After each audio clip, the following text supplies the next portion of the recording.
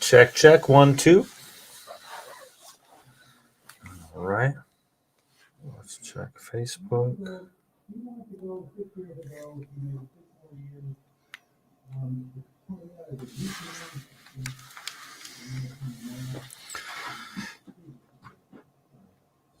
All right, we are live on Facebook. So, I begged some of my bigger projects to come in early, and they all did. Next week I'm going to Florida. What's up? What's up? Happy Monday, everybody. Hey, guys.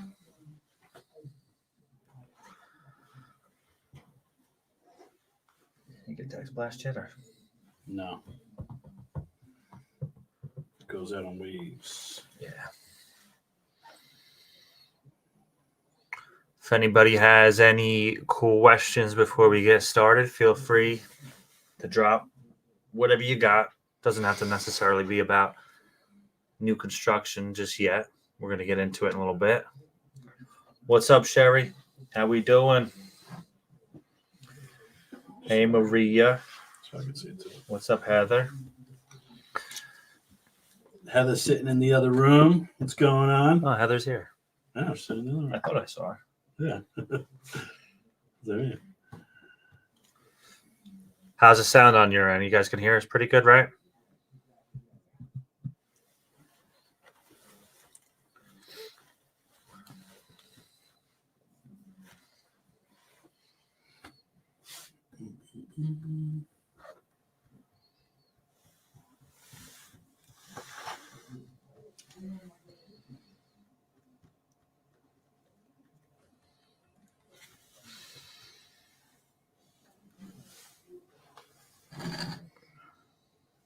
Can you guys hear us okay? Perfect. Oh. All right, let me check in here just in case. Hello, hello. Can you guys hear us okay? Oh, all right. So it's working. All right, guys, we're going to give it another minute or so just to let people hop in. Hope you all had a great weekend. Sunday was a great day. I bet, we're going to see some clients coming out of the woodwork after that beautiful day, thinking about buying a waterfront house, a beach house.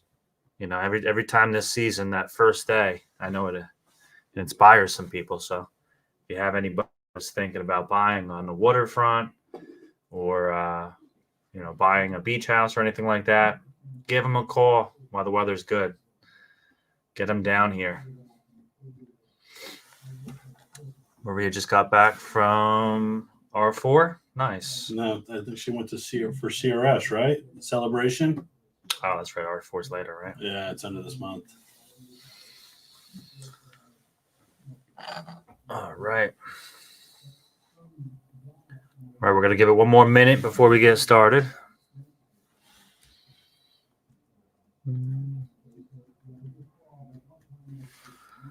Today we are talking new construction. We're going to start on this might be a multi-part series. There's a lot to it, guys. This will be more focused on, hey, I have a buyer. Now what do I do? That's kind of be the preface of it. But, we've got some good stuff too here, that if you do have a listing, or working on a new construction listing, that there's some things here that we're going to teach you too. That you can use and apply it towards the listing, but we wanted the mindset today to be more focused on, representing a buyer, and what a transaction looks like. All right. So let's get going. All right, guys. So selling new construction, it is fun. It is a process though. As you guys know, most, builders, you're talking like your adult communities and your larger builders, they do have their own in-house staff a lot of times for sales and for marketing. I think the one thing that you need to understand is that they're going to operate different than, how me and Abram and our new construction team, may operate. So even what we're going over with you today, this is kind of how we run things. Not every builder runs it exactly, the way that we do, process wise. So I guess the first thing, which is where a lot of people kind of get caught up with new construction, is this registration process. The reason a lot of builders want you to go through this registration process is because 9 times out of 10, after you sign up your client and they're to go to contract, the agent most times disappears, which is a good and a bad thing. New construction is really just, it's a way different experience procedurally. The time frame obviously could be much longer. There's a lot of hand holding. There could be mistakes that are made. There's a lot of emails that go back and forth. So I could tell you from experience, the reason why most builders don't really want you meddling in the transaction is because it becomes a game of telephone at that point. Oh, my buyer told me this, but my agent never told the builder, didn't get it to the builder in time, or the builder's representative. The new construction, or under new construction process, there's a lot to it. And there's a lot of assumptions that either a buyer or an agent can make during the process that can completely throw things for a loop. I'll give you an example. The house could be framed like we have new construction right now in Bayville. We have houses being built. A buyer drives by, they see it. They see, oh, okay, the foundation's in. They just started framing. I still have time to possibly make all my selections. That is not necessarily the case. A lot of times our materials have to be ordered well in advance. So, be very careful, when you're talking to a buyer, as far as, giving them, any kind of, positive or negative in regards to what they can do, selection wise. We also, as a builder, when you're doing subdivisions, have some restrictions on, something called a lookalike rule. So, that is where you can't have, two houses next door to each other looking exactly the same. So there's got to be at least 3 differences if it's the same model between the front elevations of that home. So it could be siding color.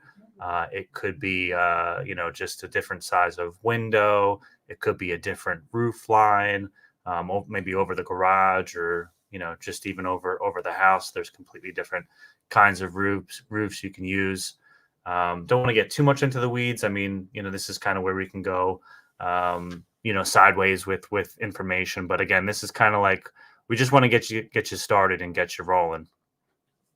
Real quick, I just wanted, I think one of the more important things, and this is why we're focusing on the buyer today, guys, is because I can't tell you, we've run into this countless times where buyers come, to our open house, or they contact us directly, and then they love the product, and then they don't qualify.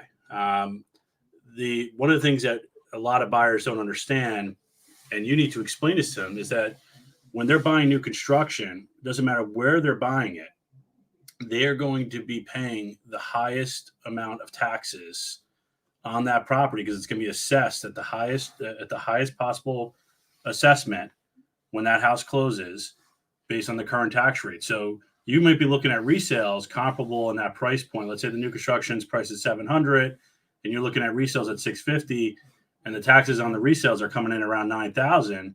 Well, the taxes on the new construction might be $12,000, so that could throw things off. And that's stuff that you got to really discuss with them. The other thing is, depending on the stage of the construction, guys, if it's like 5 months out, you got to prep your client. Do they have the capability to do a long-term rate lock? Or it might be possible. It might make sense to keep the rate floating. But with how volatile the rates are, I can tell you that last year for Golden Eagle, we mandated it that they had to do at least a 9-month rate lock or more on any of the houses.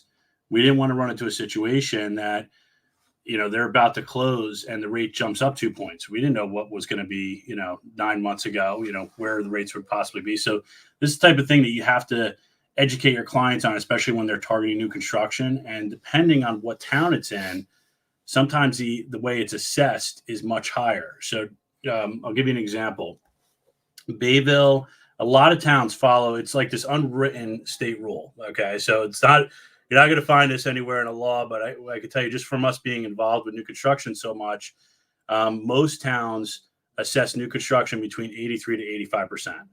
So let's say it's 100,000. They're going to make the assessment around 83,000 to 85,000, and then they're going to determine the value of the taxes on that number. Now, there are some towns that don't follow that rule. Tuckerton, for instance, 100%. Brielle, 100%. Seagirt, 100%. So you might think that's the 83, 85% rule, and you're looking at new construction trying to calculate taxes. You might want to dig into this a little bit further and look at what other new constructions recently closed, check out the assessments, see what they came in at.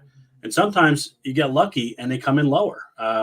Rolling Hills that we had that we still have in Manasquan. When we started that project, we were calculating taxes based on that 83, 85% rule, because that's what Wall does. And we were coming up with, like, my God, 25,000, 28,000, 30,000. And, it's a question that comes up a lot. So there were some buyers that were getting very scared about this, as deals started to close and the towns finally started to do the assessments, which, by the way, guys, takes forever. I don't understand why it takes so long. On average, most towns, like 8 to 10 months? It's like ridiculous. Could be a year, could be a year and a half. I mean, we run the calculation. It's like, it takes us 5 minutes, but anyway, Rolling Hills, we're based on the calculation, 83, 85%, we're coming out with these high taxes. Well, once the assessment started to come in, they actually started assessing the new construction at a much lower assessment, which made it more favorable. So we had some homes that were closing at 165 being assessed at just under $1 million. And I'm like, my God, this is amazing. So then we were able to kind of make adjustments and figure out the remaining of the project. So very important, guys, when you're working with buyers, is check to see, can they lock in what their qualifications are, talk about the taxes, talk about long-term rate locks. You got to educate them on that. And then I would definitely vet out the builder. So I'll let Justin jump in on this, because there's so many different builders out there, and some of them are doing 1 to 2 homes and some are doing 50. So, yeah, I mean, I think the key there is really let the mortgage broker have that conversation in regards to taxes. Let them call the township and speak with the assessor. Don't get in between, because really the information, one way or another, the mortgage company is going to determine that's going to show up on the HUD.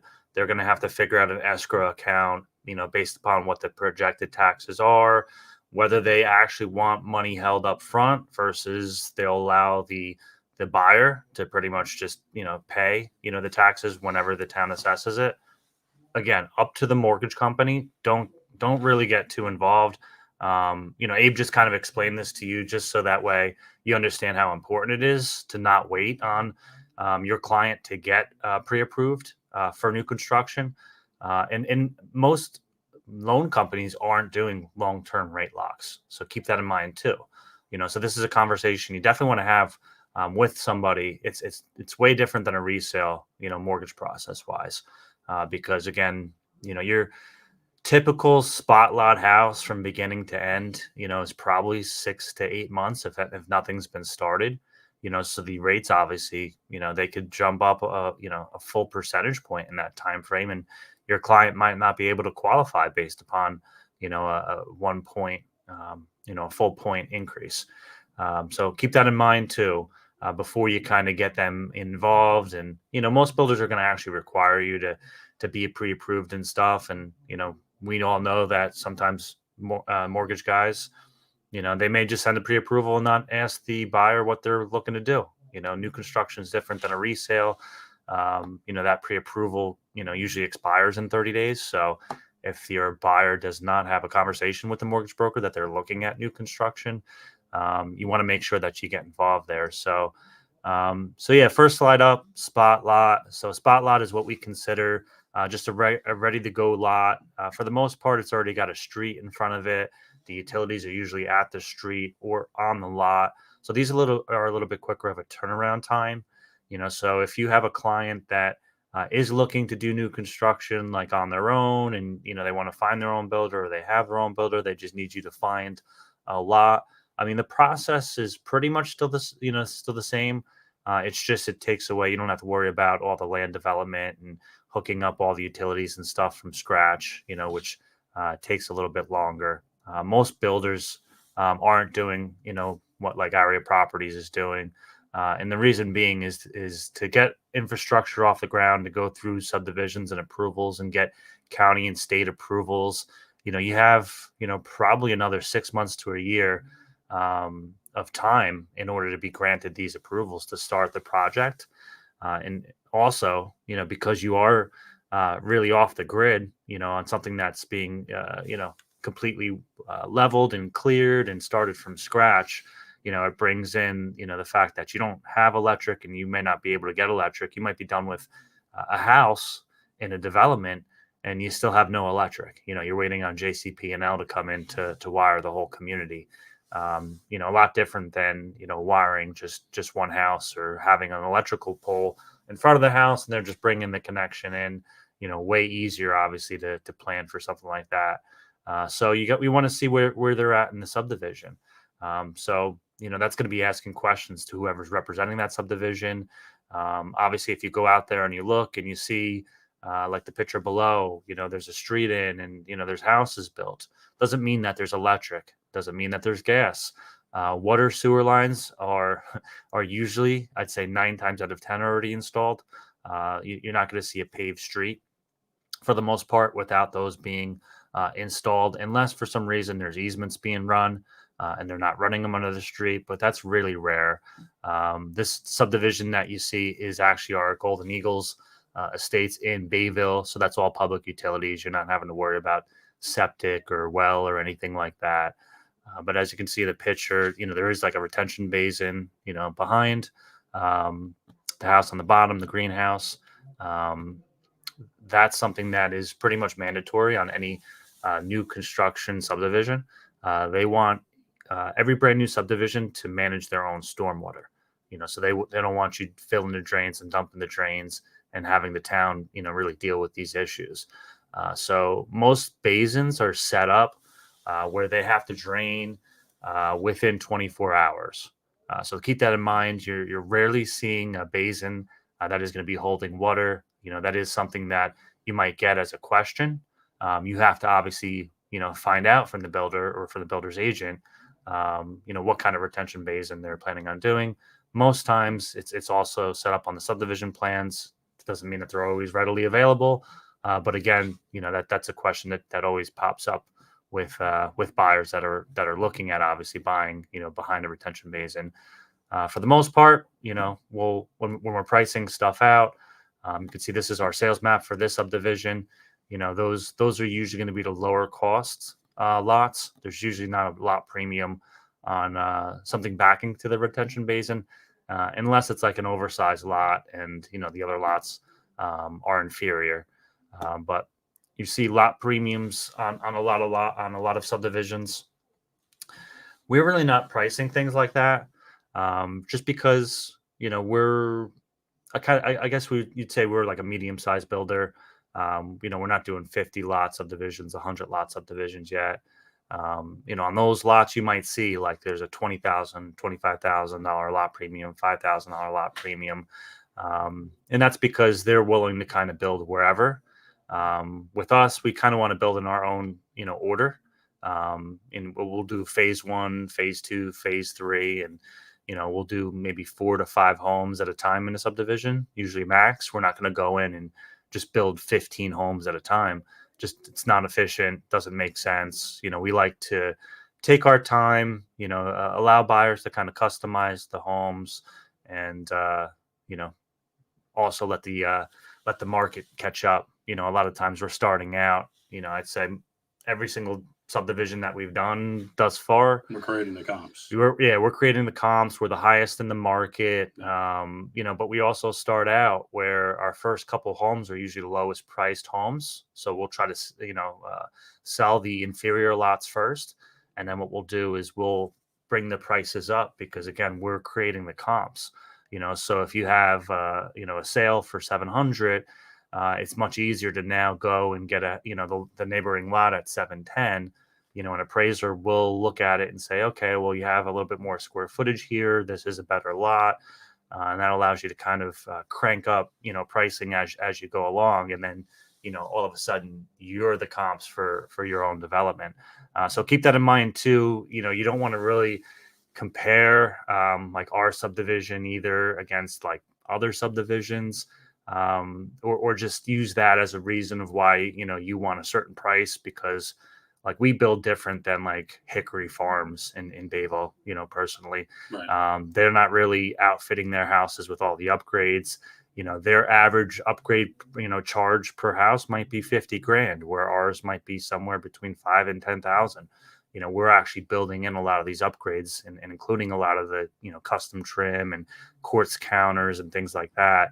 As part of the price, engineered flooring, it's, wide plank flooring.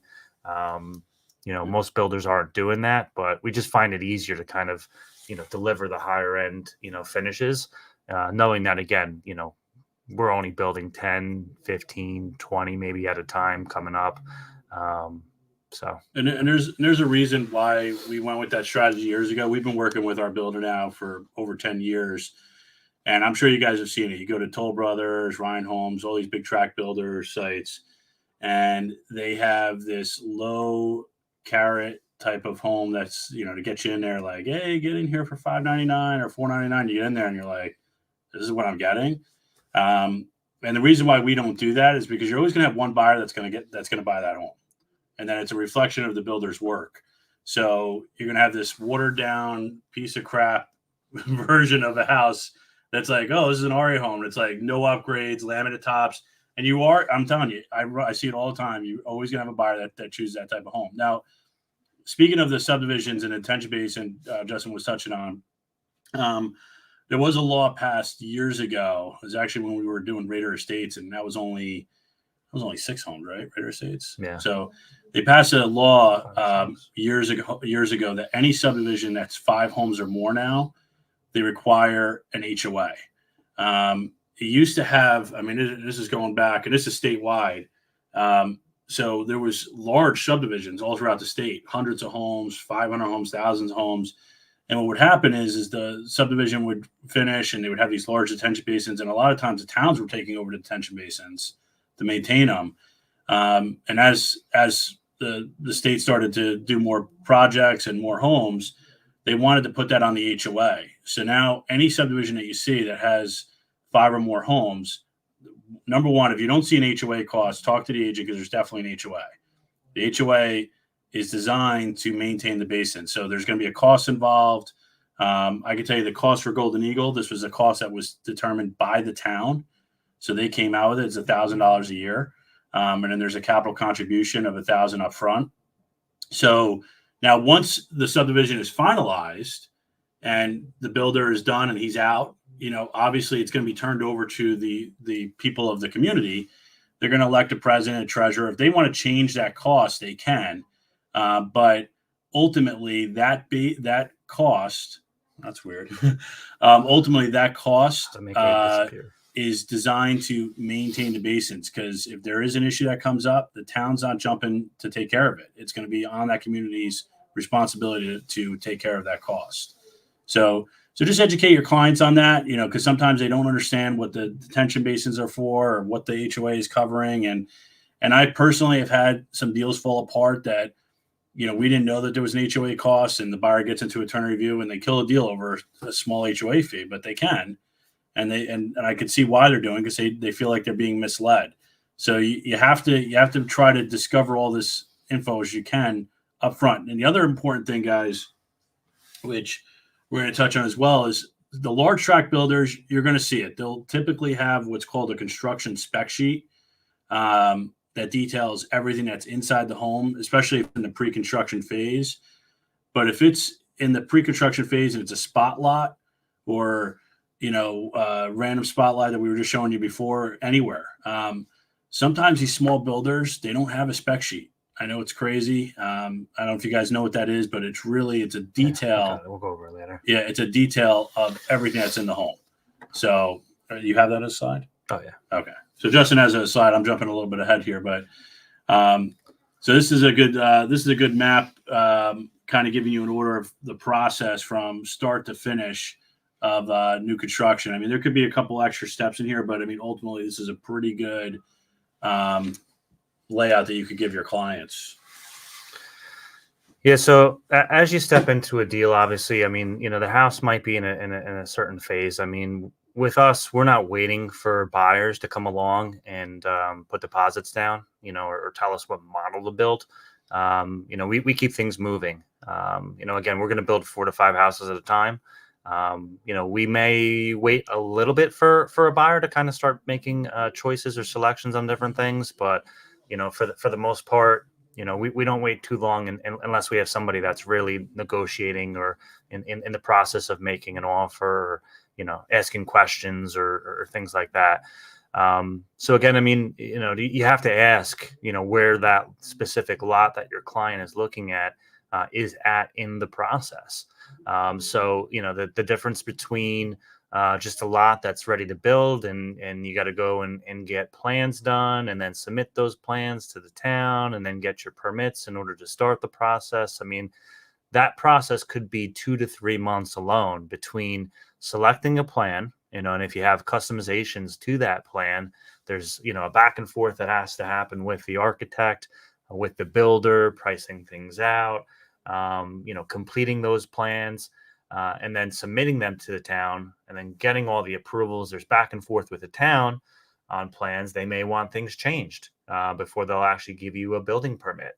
And then from there, it depends on, how your construction is, so we're doing a lot of superior walls, which we'll get into. But if somebody's doing like a block foundation, that takes some time too. So again, you have to ask this, when you're looking at a lot, as far as where are they at, have the plans been submitted? Have the plans been approved? Those are two different questions, 2 different answers, and they're going to give you 2 different timelines based upon where things are at. If the plans are approved and they're just waiting for a buyer to kind of come along, you could be looking at, it might be, if it's smaller house, maybe 6 months. If they're doing like a superior wall foundation, those can drop pretty quickly. But if they haven't ordered the foundation, it could be 30 days before the foundation gets delivered and dropped. There's prep work and grading and things that have to go into a lot to get it ready. So yeah, it's important to figure out where in the process the builder actually is. So we're not going to go, too much into the details here of each step. This is just to kind of show you that, there's a procedure on kind of when you can make selections and when maybe you can't make selections. And it's going to be just communicating with the builder. They may have different timelines. There are builders that pretty much just bring it up to a vanilla shell and they may stop. They may not order cabinets. They may not order flooring or tile and things like that. They just may leave it sheetrocked. We don't do that.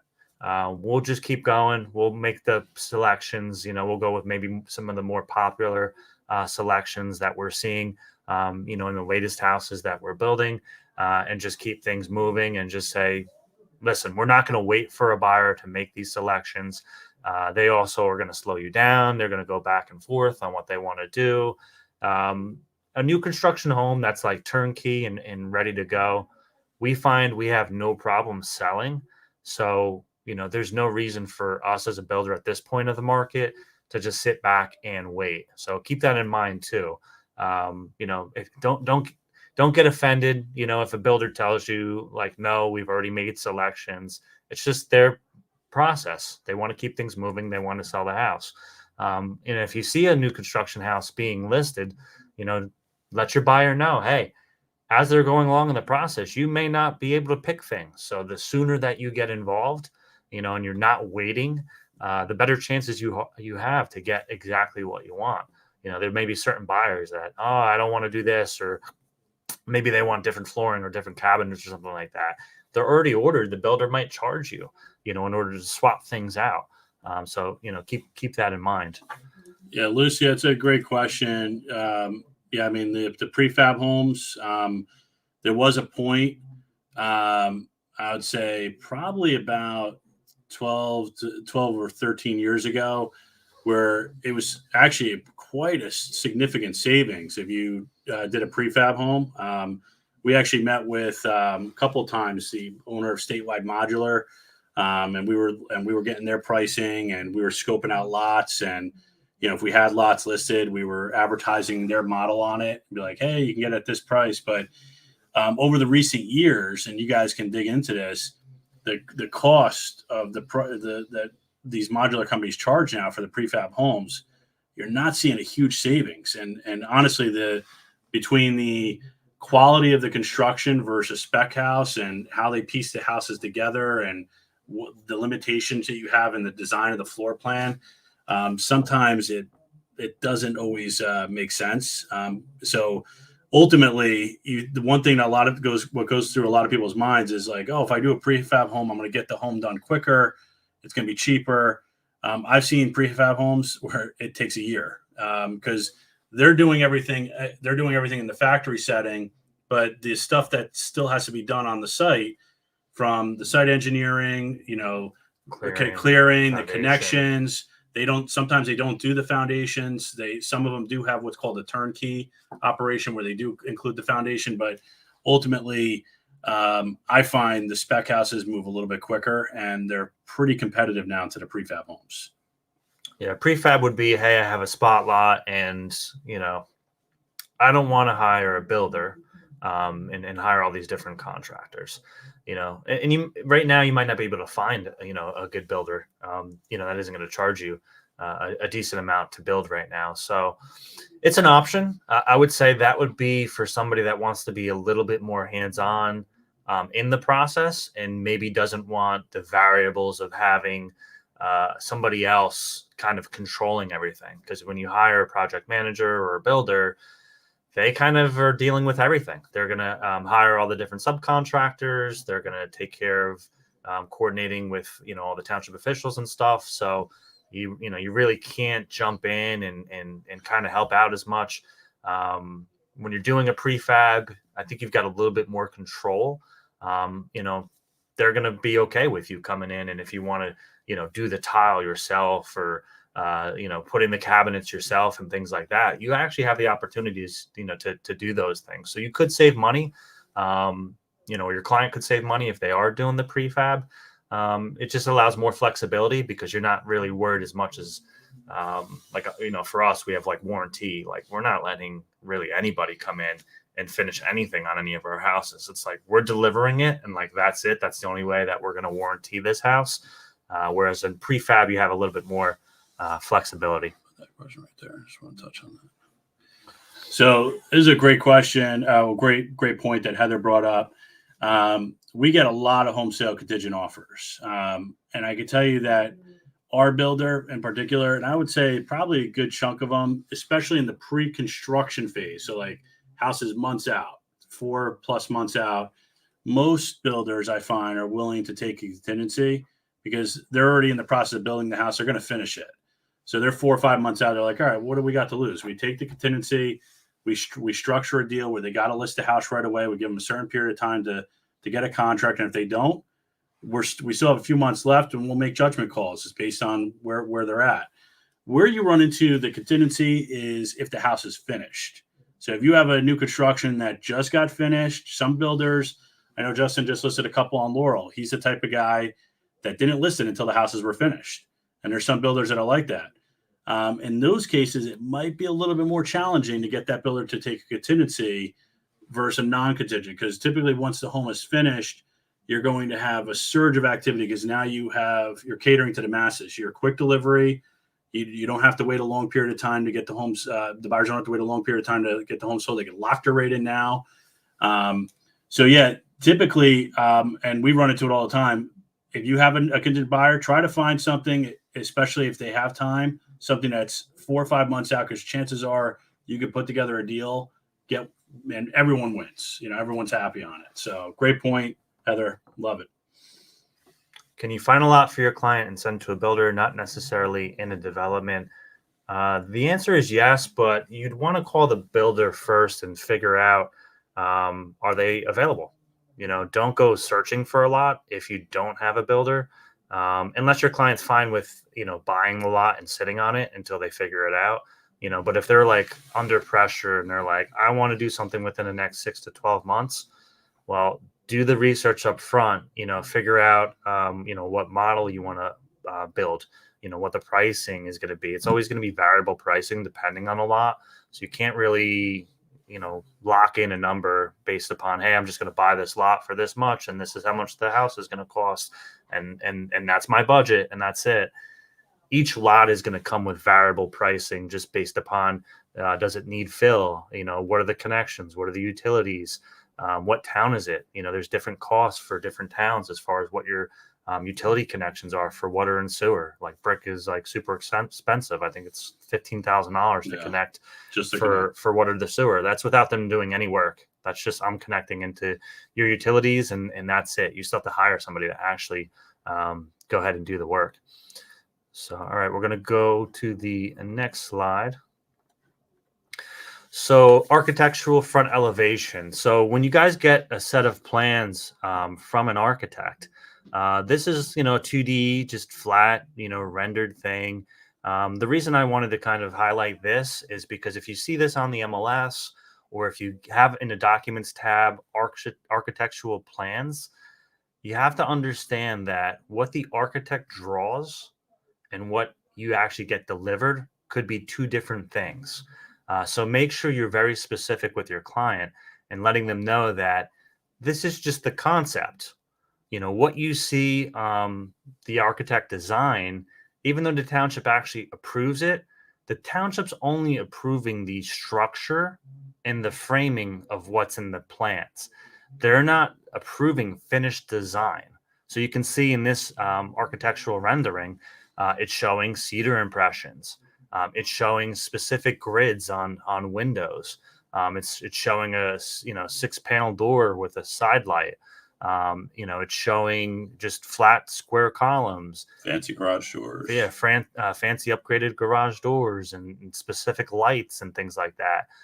All those finishes can actually be modified, and you never want to assume what you see on an architectural plan or in a rendering or on the MLS is actually what's going to be delivered. Now, when you're dealing, if you were to deal with me and Abram, we would point that out to you.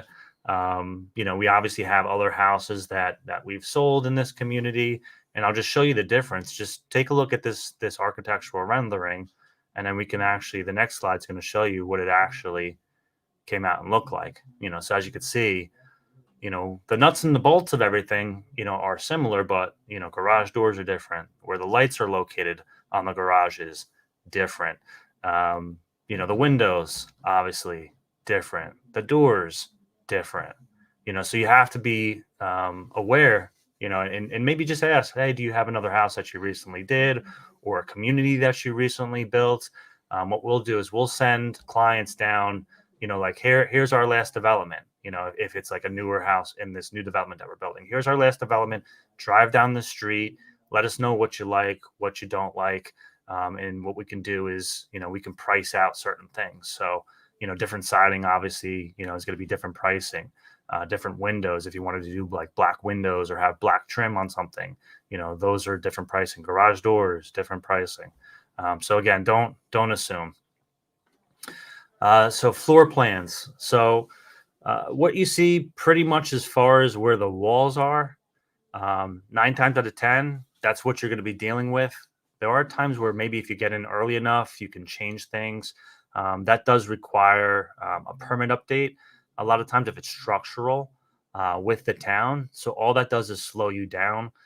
So most times the builders don't like that, unless they're early on and maybe the plans were approved, but like they didn't install the foundation or they didn't install the framing yet, or they just started framing. Maybe you can do it. There is going to be usually an upcharge, for making those changes or making those modifications. So as you can see here, like, sometimes we build this, what we call the Madison model, and there's two versions, version A, version B. In the past, towns would allow you to kind of swap out whatever floor plan you want. But now they want to actually see exactly where the walls are. So once we submit, we're pretty much going to go with whatever we submit. And it also can cause a lot of confusion when there are framing, because if you've got a bunch of different houses and the framer just is like, oh, this is just like the other one, and then they just start doing their thing without, looking at the plans. It does happen. If they make that error, obviously the builder would have to correct it. But things such as like the kitchen, like where you see the cabinets, where you see the appliances, those are all things that could move if they haven't done the roughs yet. So the roughs would be your rough plumbing, where your plumbing is located, and your rough electric. So a lot of times what we do is we'll do actually a rough electric walk. And that can include, just relocating plumbing before it gets installed. The township usually isn't concerned about those things. They're more concerned about the structure. So if you wanted to move the sink on this house, even though there's a window over the sink, it is possible you could do it. If you wanted to add like a sink to the island, you wanted to move where the stove is, or you got a bigger fridge and you want to get rid of the pantry, like that pantry wall isn't structural, that wouldn't be a big deal. But as far as where everything else is, you're kind of locked in, even the windows. If you have to go change windows for some reason, or move windows, that's going to add a lot of time. That's a structural thing, because you need headers over the windows. Same things with like where doors are and stuff. Just something to know. Yeah, just wanted to touch on that, guys. I mean, what Justin was talking about with permit update, some towns require not only the permit to be updated, but also the architectural plan to be updated. So like Bricktown, for instance, is a nightmare. I'm just giving you guys a heads up. Dealing with anyone building in brick, understand that their frustration is there. I mean, we've done many projects there, and it takes a very long time. Brick is just very painful in the process. Typically during the construction process, if when the town comes out to inspect, if they fail something, a lot of times it can be corrected that day, and you get the inspector out there the same week. Well, Brick's like, okay, great, we're booked out 2 more weeks. It's like, you just fixed it, now you're 2 more weeks. So a lot of delays in Brick. But I wanted to just mention, if your client is asking for a small change, it might seem like not a big deal. Like, hey, can you just add a door here? There's no door. Okay, well, you're thinking in your head, well, what's the cost of a door? $200. You got to do some framing. Well, okay, now you have the architect there's a cost for the architect to add that change to the plan. What does that cost? Sometimes you have to move electric. Yeah, if it was planned. How fast is the architect going to do it? And then you have to update the permit. We typically average on towns that are like this, it costs ARIA about $1,500 on average to make a simple change just like that. So a lot of times when we tell these buyers that, guys, if you're asking for a door, and that's all, try to ask for maybe a couple other things. That's going to be like, that door is going to be $1,800 for you to put that door in, because now we have to go through all these changes with the town. And sometimes they just don't understand it, but ARIA is not going to eat the cost for a $200 door. I can just tell you that right now. Most builders are going to operate the same way. So just wanted to kind of give you guys a little bit more understanding of like typical costs on that. All right, let's see. So next slide up. So this is a plot plan. I think we covered this a couple weeks ago too. So, that's something you can go back and, we'll have more in-depth knowledge on how to read a plot plan. But on this one specifically, I mean, it's going to show you pretty much, what your setbacks are. I think the most critical thing that you want to know on a plot plan, especially in new construction, is if there's any easements on the property, because that could affect where you would want to put your fencing, a deck, a pool, things like that. So don't assume when you see new construction that, there's not going to be easements. Assume that there are going to be easements. That's something always to ask, because a lot of times you're not going to see it maybe on this marketing. You might not see it on the sales map. The agent might not even be aware of it, but it could affect the value of that lot, and also affect kind of, again, where you can put, a shed or pool or fence and things like that. So, something to find out early on in the process. Foundation systems. So ARIA has been using superior walls. So these are walls that are dropped into place. You can see the crane in the background on the left-hand side on the top. These panels kind of just come off of a trailer. They get delivered and they get put together in like 2 days. Allows us to move a lot quicker than your traditional build. I am still seeing a lot of poured concrete with a lot of different builders. So that's just your framing in, the walls, and you're pouring the concrete inside the framed walls.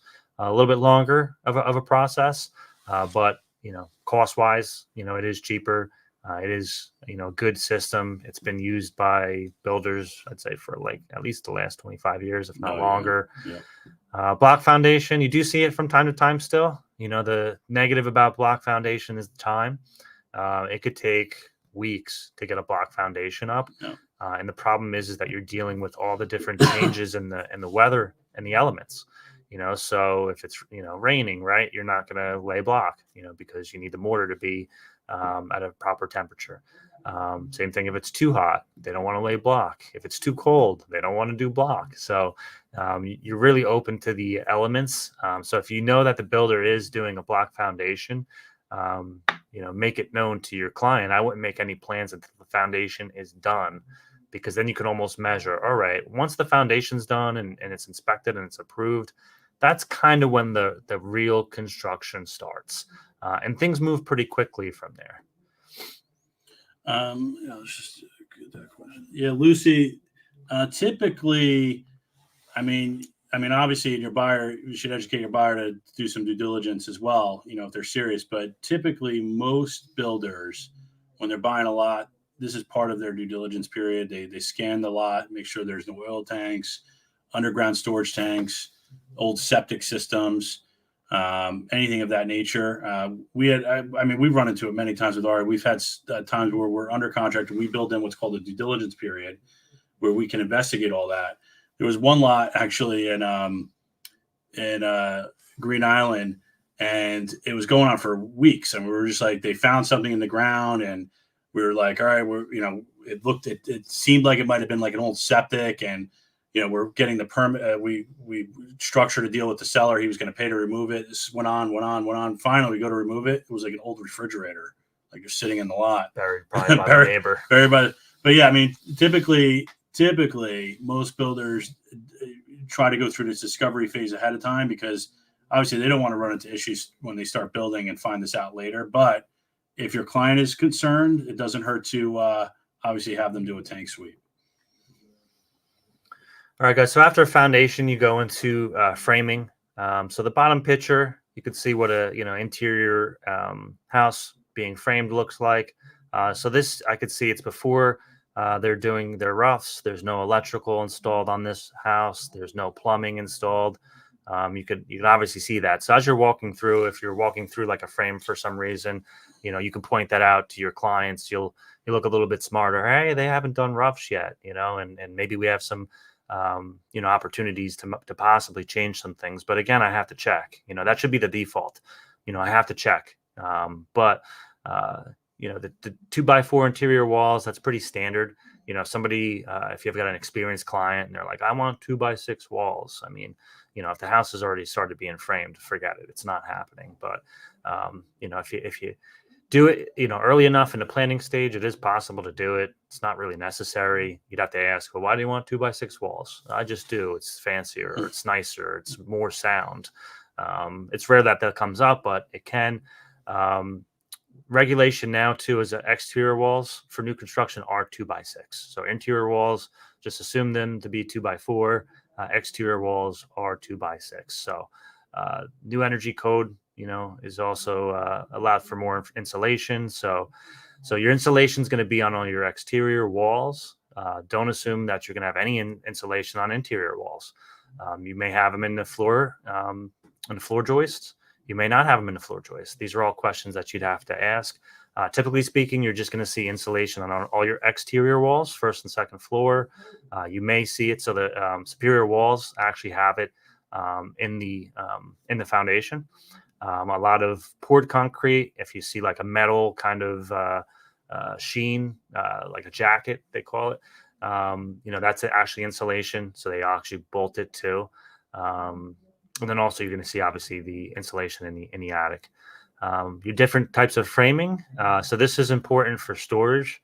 If you're in an older house too, this is something to ask: is it a truss or a rafter frame? Truss frame. So Cara, yeah. So Cara builders, pretty popular builder, built a lot of houses. The majority of their houses are truss framed, which means that their attic is really not usable at all. So it helps with the process as far as the speed goes. Doesn't really buy you much time. You might save a couple days in the framing process, but rafter framing by far is the best. You have the ability to go up into the attic and maybe put some plywood down and use it for storage. You've got better access if you need to in the future run plumbing or run wiring or even go in your attic to see if there's a leak. Truss framing is a pain, is an issue. I've seen houses that have truss framing where people go up and they try to create storage and they start cutting the trusses, and that's an issue. That's a big no-no. So exterior, after you're done with your framing, a lot of times what they do is they'll do your framing inspection, make sure that all your framing's good. Then the township will move and wait for you to do your sheathing, your windows, and your roof. And then they'll do another inspection thereafter. So there's a couple ways that you can actually do the sheathing on the exterior. OSB is probably the most inferior. So OSB is kind of like a particle board. It's a compressed board. It's like glued wood chips. So if you see, it's pretty specific from the eye. You'll be able to tell. Plywood sheathing, that's been really something that's been used for a long time now. Even though not as good as the plywood from back in the day, from the 70s and the 80s. Your plywood is solid. It's a little bit more water resistant, whereas OSB catches water or water gets leaked into it. It can kind of absorb it, where the plywood doesn't absorb it as much. It still can absorb it, but because it's tighter, it's more compact, there's less room for the water to get into the plywood system. And then on the top is a newer way to do new construction. It's called a zip system. So this is something that we've been using lately because it actually helps us meet our energy code efficiency, which in New Jersey, energy code for New Jersey just changed again in 2024. It's changed probably 3 times in the past 5 years. So what that is pretty much making the house tighter. There's less leaks of air inside and outside of the house. There's an increase of insulation to pretty much keep your heating and your cooling inside your house, so it's not leaking outside of the house. So your energy bills on anything that again is a newer built home, you'd be surprised. I mean, it's going to be a lot less a lot of times than your houses. Like, it could be a house that's half the size, built in the 80s, and your energy bill could be less. So keep that in mind too. That's a great selling feature for new construction. A lot of people assume, oh, the house is twice as big, so my bills are going to be twice as much. And 9 times out of 10, that is not the case at all because of the new energy standard and energy efficient houses. So on the OSB and on the plywood too, like, that's not the finished product before you put siding on it too. They're going to get usually Tyveked or wrapped with some kind of water resistant paper. They're not 100%. Those things get kind of cut and put into place, and then you have to worry about the cider, doing a good job around it. Where the zip system is pretty much, makes it, just more resistant, I guess, to losing your, airflow in and out of the house. And also it's better for water. If there's any kind of water intrusions from like a window maybe was left open or something happened where a vent, moved or something. Real quick, just go back to that shot. So I just wanted to just touch on this, guys. So if you come across a new construction and it's at the stage as the top photo, windows aren't in, it's framed, and you have a particular client that's just like adamant about having these black trimmed out windows, which is a new popular trend. You're seeing white siding with the black trimmed out windows. You got to definitely check with the agent, because windows a lot of times have to be ordered way in advance. Typically, I could tell you, Aria, just on the timeline, before they even start framing, they're ordering windows at least 8 weeks in advance. They do it now. When the plans come in, we order windows. The black vinyl windows, guys, typically at double that time. So it could be anywhere from 3 to 4 months just to get those windows. So if you have a client that's adamant on that, you might want to start targeting houses that either already have it in, that's planned for it, or they haven't dropped the foundation yet, and there's still time to make that selection. So don't automatically assume that you see that and you can be like, oh yeah, there's time, we can get it. Definitely dig into it, guys, before you overpromise. So spec sheets, this is just an example of what Abram was talking about before. So this is pretty much going to tell you all the nuts and bolts of the house. For the most part, the builder's going to try not to deviate from it unless for some reason something's on back order, we can't get something. If it pops up where prices went up on something, maybe he'll look to substitute it, but that's rarely the case. Usually it's just based upon, supply and demand. Can they get it readily and just kind of keep the construction moving? Our standard spec sheets, like 5 to 6 pages of just, information. From there you can deviate. We have an upgrade order form. This kind of goes over different things that you can install into the house, obviously with a charge. Most builders are going to charge you upfront for any upgrades. They're going to want that money pretty much in the bank. So you don't close, you lose the money, you don't get money refunded for upgrade costs that is out of pocket.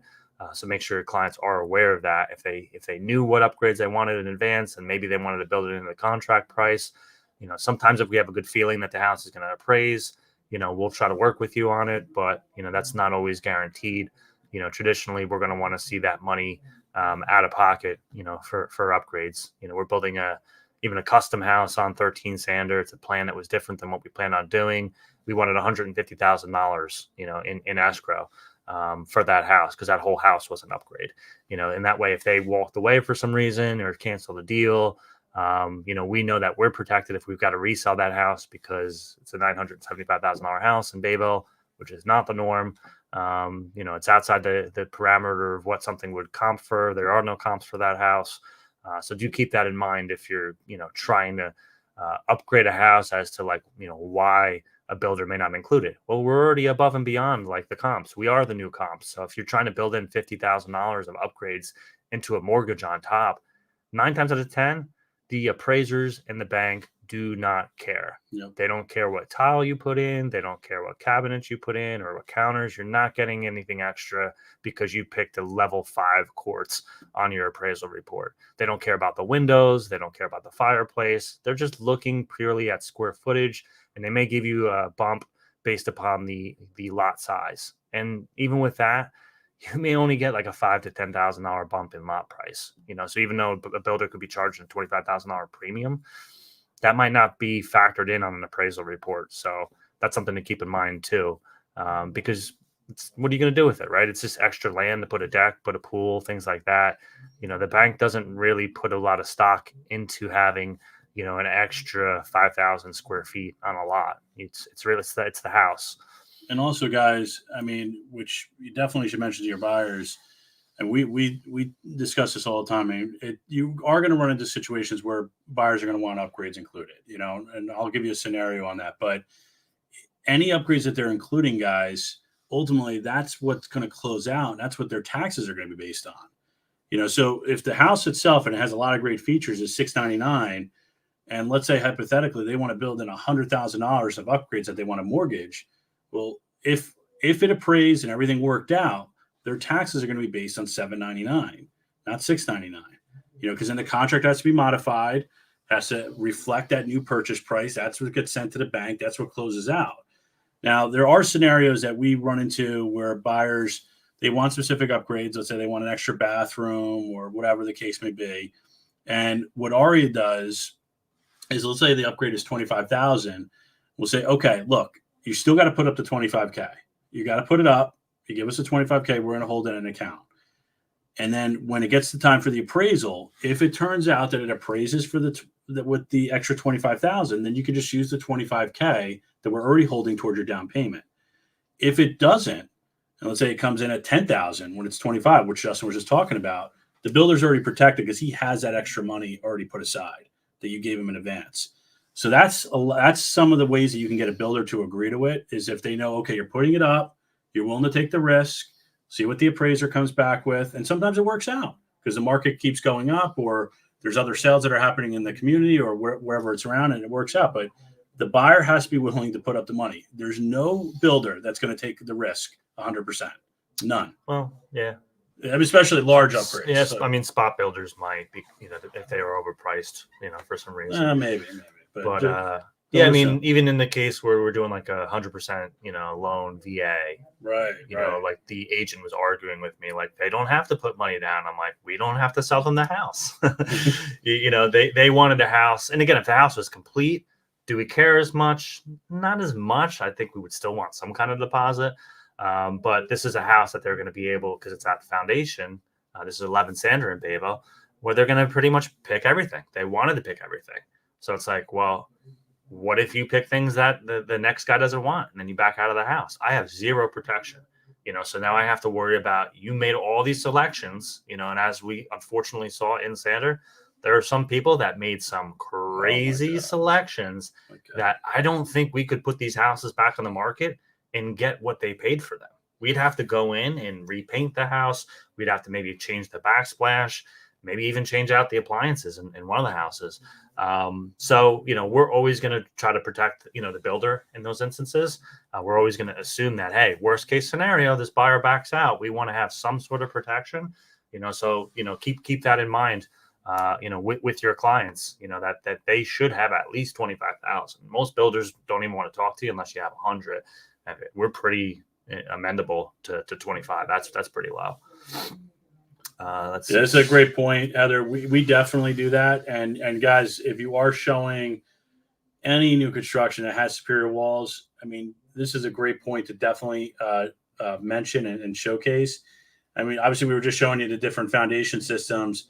The big advantage to superior walls is the concrete is cured to perfection. It's in a factory setting. So when they're bringing it to that site, there's no imperfection to that concrete. It was done in a factory setting. Then they insulate it. They attach aluminum studs to it. And when they piece that together and they do it on a nice day, I mean, that foundation is by far more stable and set than any of the other foundations we showed you guys. So it's definitely, it's more expensive, but it's peace of mind for the buyer, knowing that they got a foundation that's top of the line. Chances are they're never going to run into issues, especially during the warranty period, compared to block and poured concrete. Block, which we used to do before superior walls. I think we're doing it like 5-6 years now on every house now. Superior, yeah. I mean, we've been doing it now 5-6 years on everything, even crawl spaces. We do superior walls, but we used to do block beforehand. And one of the biggest downsides with block is that if your client is like adamant that they definitely want to finish that basement, on a block foundation, you typically want to wait at least a year for that block to breathe. So like because Justin was talking about, you're having all these elements, rain and everything that's being rained on. They're trying to get the inspections done. The foundation's being rained on. Then they do the framing before they start it. Then they get the framing up. They don't have the shingles on. It's still being rained on. And that block will continue to bleed water for almost 6 months to a year. You'll see it. The block looks wet. And if you put walls up right away and those blocks are bleeding into those walls and insulation, you're going to have mold, you're going to have issues, and it's going to have to be ripped out and redone. So yeah, superior walls, guys, you don't even have to worry about that. It's already insulated. It's studded. You could finish it right away, which is great. All right. So the last slide we got, guys, builder's contracts. So, this is just so you know, most builders have their own contracts. You're not using a standard New Jersey contract. Reason being is you need like a, 7-page addendum, which is actually our builder's contract. So there's a lot of things that aren't in a New Jersey standard contract that would need to be handled with. If you are dealing with a spot lot and you are using a regular standard contract, there are like new construction riders that the MLS has, but the reason being is that just the process is different. The warranty is obviously something that's included with a builder. All that stuff has to be built in.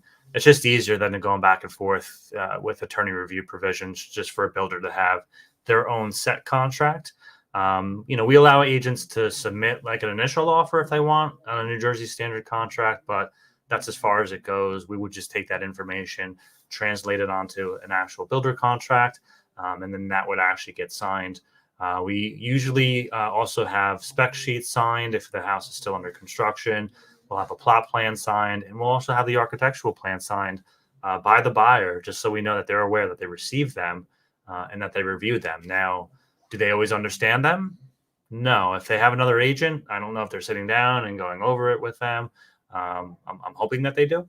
I'll always ask if they have any questions. Usually they'll just, sign it as soon as I send the contract over with, pretty much everything done with the plans and the spec sheet and everything done at one time. I don't know how they could actually process that all within, a couple of hours. But, if you have a client and you're going through this process and you need help, reviewing somebody else's spec sheet, somebody else's plot plan, just to see, like, what am I looking for? I don't know. I've never done this before.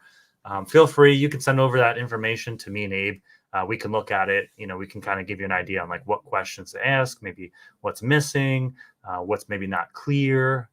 Providing clarity for new construction on the process is the biggest thing. There's a lot of things that can happen and go wrong from beginning to end on new construction because there's like a million variables from the process from beginning to end. You're dealing with all different contractors, all different trades, different kinds of materials, different timelines.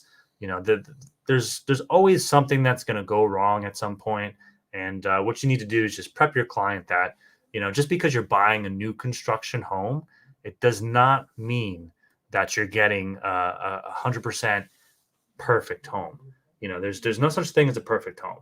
We have clients that actually will do home inspections on new construction, and they'll find things that the township doesn't catch. And it may be something simple or something small, but listen, after you buy the house, would you rather the builder take care of that issue before you moved in, or have somebody come in after? They're in your attic, they're in your basement, they got to open up part of your wall to do something, then they got to patch it up, then they got to clean it.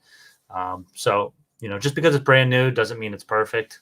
And if you can kind of set that expectation for your client, we have some fun walkthroughs sometimes with some buyers that will literally blue tape every single imperfection on the sheetrock, and it's just like, everything isn't perfect. Every wood step isn't perfect. Every piece of tile isn't going to be perfect. It's everything's imperfect. You're getting the closest thing to perfect by building new construction. But again, at the end of the day, it's all about setting expectations. We just felt like, starting here with, this is like a builder 101 kind of course. This wouldn't be all the information that you need to know, but again, just enough to get you guys started. And if you have any questions, again, just feel free to reach out. I just looked at the MLS before. It's like 114 single family new construction builds between Monmouth and Ocean County. It's not that many. You may do, one new construction every couple of years based upon kind of your deal flow. But this is something where if you wanted to maybe learn more or do more, you could feel free. If you wanted to meet us at one of our sites that are under construction, or do a walkthrough yourself, or, go down to our new construction developments and, shoot some social media posts and post them on your Facebook to try to see if you can encourage somebody to be a new construction buyer. Most times they're not going to tell you that unless you bring them a product. So, feel free to cross market with us and pitch any new construction that we have. We know that there's some other agents in the office that work with builders. Magdalena Scora, her husband's a builder. We know Bill Feehan and Patricia Florkowski have worked with builders in the past. Bruce Glorsky, has worked with builders. Anybody else working new construction in the office? There's probably more people. Yeah. But Nicole Richmond has some builders yes, dealing with. Yeah. Neptune, Brick. Yeah, so feel free, again, reach out. If you want to do new construction, sell new construction, market new construction. Jamie Pluta, guys, she has a new construction. Oh, yes. Gina Mattia, they've got the new construction townhomes. They have the Brokers Open House this Wednesday, guys. Go check it out. Those are townhomes are a little bit of a different element. Obviously, way different. Way different. I did not want to cover that. I know. There's a lot to cover, guys. But, yeah, guys, that would be a great opportunity. If you guys are looking, if you haven't walked through anything new and you want to kind of see something, go to the Brokers Open this Wednesday. Gina Mattia is going to be there. So will Jamie Pluta. Stephanie Sevastakis has the condos in Seaside Park. So yeah, guys, we want to be an office that does new construction, So, if you have any questions, let us know, and we'll probably cover, new construction from the other side, from the listing agent side in another session, coming up. But that's it, guys. anybody has any other questions, feel free to post it up now. Otherwise, we are going to wrap up. Yeah, I think we're good. All right, guys. Have a Later, great guys. day. Later. See you next week.